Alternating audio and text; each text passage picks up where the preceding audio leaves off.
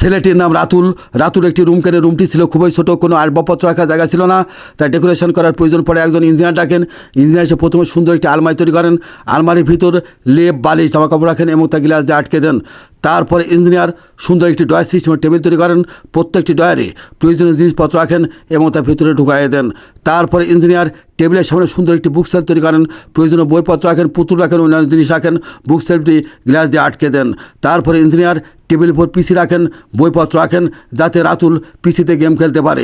পিসির সামনে প্রয়োজনীয় অ্যাক্সেসরিজও রাখেন।